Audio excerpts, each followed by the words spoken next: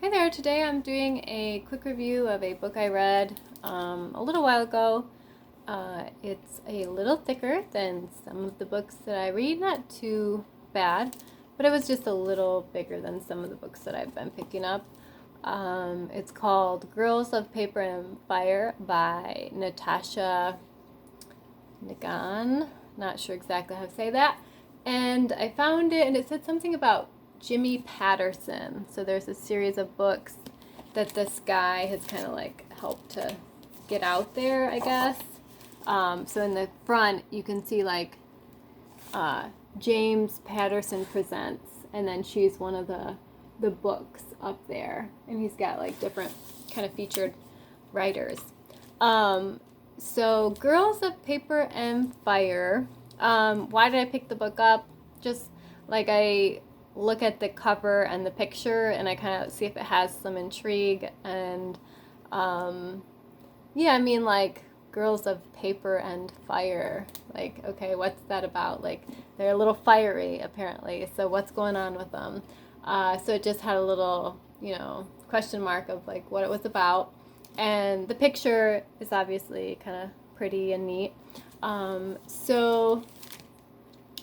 pick this book up. Let me read you the inside part, see if it's something that you might be interested, and then I'll give you my feelings about the book. Lee is of the paper caste, the lowest caste in Ikara. Even so, rumors of her golden eyes have pinged the king's interest, and she is ripped from her home and taken to the opulent palace, a gilded prison, her life now beholden to the demon king's every whim. So yeah, I think it's Lee, Lei, I don't know exactly. Lee is like the main character, and her golden eyes, okay, have pinged the king's interest. So having golden eyes is unique. But as Lee dreams of escape, she does the unthinkable. She falls in love. Her forbidden romance, enmeshed with an explosive plot that threatens the king's every reign, will force Lee to decide just how far she's willing to go to fight for her freedom. Lush, poetic, and utterly unforgettable, Girls of Paper and Fire is an extraordinary tale, reminding us that pure love and passion can transcend even the bleakest of fates. So yeah, she's taken from her home, and she's in the paper caste. So paper, you think like you can throw it away and stuff like that. It doesn't give you like very good idea when you think somebody's from a paper cast. So just picturing that along with the word, sorry, that's my dryer, is kind of interesting. And then there's the Demon King. So that also kind of got my interest when I probably read some of the inside to pick it out. So some things about this book, if you've gotten this far in the review, right away I'm going to say that this book is not for everybody. And I would say that for a lot of people, it might not actually be a good book for you to read. Why do I say that? It got my attention, and I was reading it, and throughout reading it, sometimes I wondered why I was reading this book. And the reason was it's not a particularly happy book. It's not a particularly nice book. You don't get a lot of like happy-go-lucky feelings of romance throughout the book or anything like that. It didn't give me a lot of feelings of romance or anything like that. The opposite, actually. This book is about serious stuff. Like, basically, the girl is like ripped away from her family, and like it talks a lot. Well, it gives like different scenes in the book that kind of portray things that are related to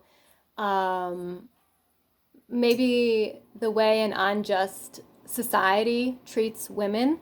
Like the society in this book is really messed up, and it mirrors a lot of societies around the world, like especially like societies that maybe women aren't,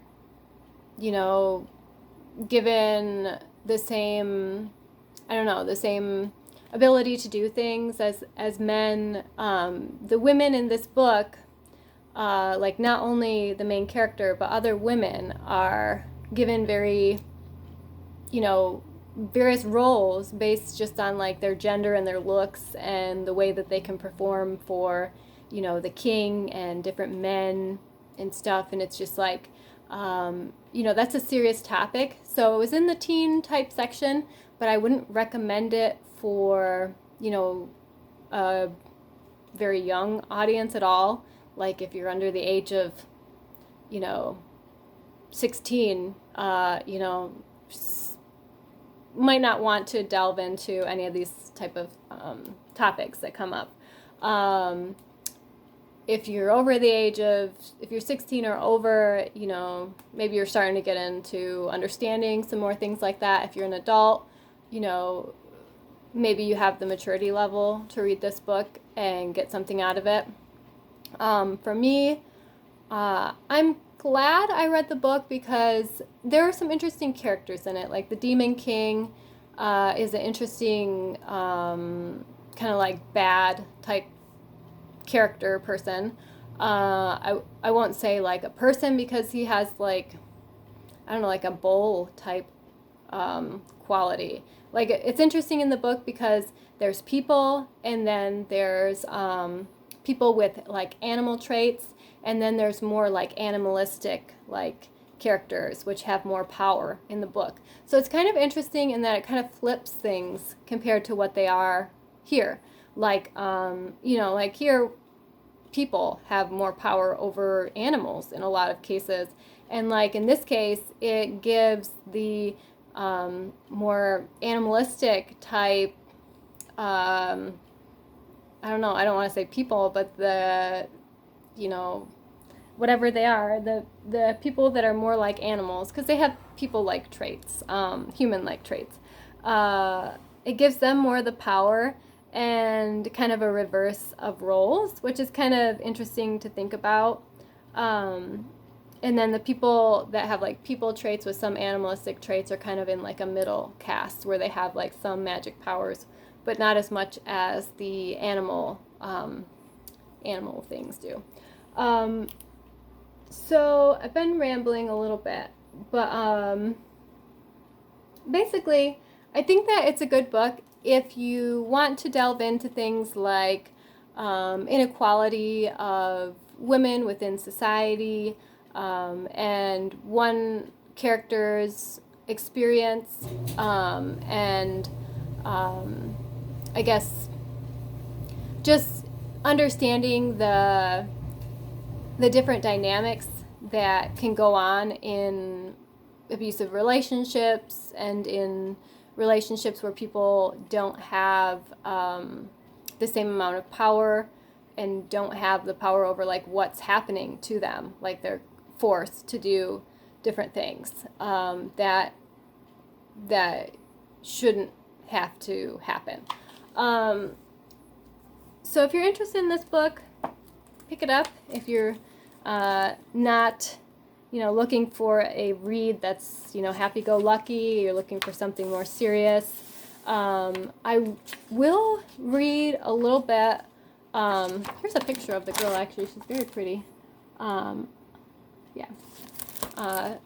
So I will read a little bit about what she wrote in the back, though, because after I read this book, I kind of did want to read the second book to see what happens to the main character. I don't know if she has a second book, but she kind of ended it on a note where the story could go on, and she ended it kind of on a mysterious and intriguing note. So I kind of do want to read the second one if she has one, but I just want to read a little maybe about what she wrote at the end, because that helped me understand better about the book as a whole. So let's see. What should I read about the author's note? And it was kind of moving to read at the end. The story within these pages is a work of fiction, but also a work of love. The world of Ikara has been heavily inspired by growing up in Malaysia, a country with a dense mixture of cultures, and also by my identity as a person of mixed ethnicity. As such, it is a bit of a hybrid like me. I feel extremely lucky.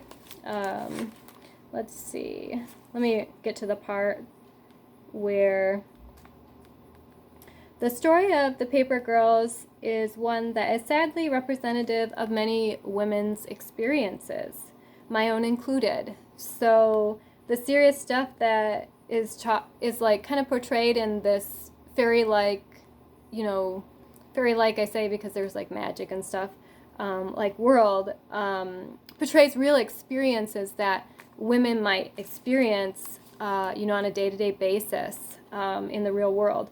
So she said, sadly representative of many women's experiences, my own included. While I realize these are hard discussions, especially for teens, it is of vital importance we have them. Books can be a safe place to explore difficult topics. While we cannot shelter young people from being exposed to sexual violence, whether through lived experience or indirectly, we can give them a way to safely engage with and reflect upon these issues. I hope Girls provide such a space. For any readers who have experienced sexual assault, I am so sorry for what you have been through. My wish is that, like me, you were able to find some form of kinship and empowerment in these journeys. Despite the darkness of the story, there are many positive messages that I wanted to convey to readers going through their own traumas, supportive relationships and friendships, ability to hope in the hardest times. So yeah, like if you've gone through bad experiences as a woman or a man or a child or whatever, that have to do with you being taken advantage of in a way, sexual or physically or something, this book might bring on some of those things to the fore, like some of the thoughts that you had, and you might be comparing yourself to the thoughts the character had, or you might be thinking about even like people who have to go through experiences like this. Cause yeah, in the book, like she's offered up as basically somebody to please the king, and that means, basically, as a woman, basically it's kind of straightforward. The power of the female strength. Okay, and then she's got some information about if you have like somebody you need to call for abuse, domestic abuse and stuff like that. So I thought that was good at the end, how she added that information about herself and kind of like, I don't know, helping you understand a little bit why this book was in the teen section, and kind of like, it's pretty mature stuff that she's writing about. So she kind of wants to have a safe place for young people to kind of be able to talk about that kind of stuff.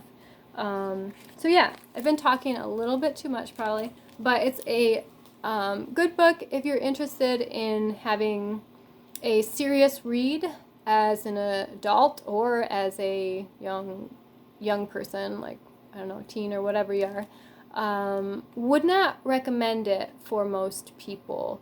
Most people, I think, who are reading books, maybe you want to get information, maybe you want to have a fun read, maybe you want some romance. This book did not give me, romantic feelings. It gave me some feelings of like adventure.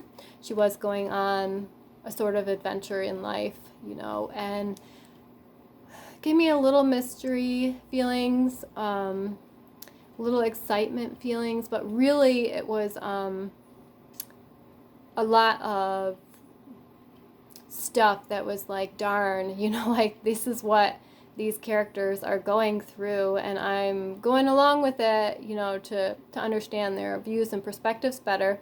But it's not somebody that just everybody can probably connect with. You have to be open-minded. You have to, I guess, I don't know, just want to expand your viewpoints and try to find some light, I guess, within the darkness. It's a little unrealistic in the way things happen and turn out within like the ending and things within the book, but the characters are, you know, unrealistic, out of this world too, that she makes up. So she has some good imagination that she puts into, I think, the characters as far as like the world that she's in and stuff. So yeah, it's imaginative and creative in some aspects. So yeah, sorry this went on so long. If you like it, you know, you can look for it at your local library, or you can try to find it used to help save on resources and stuff. All right, well, have a good day, and talk to you next time.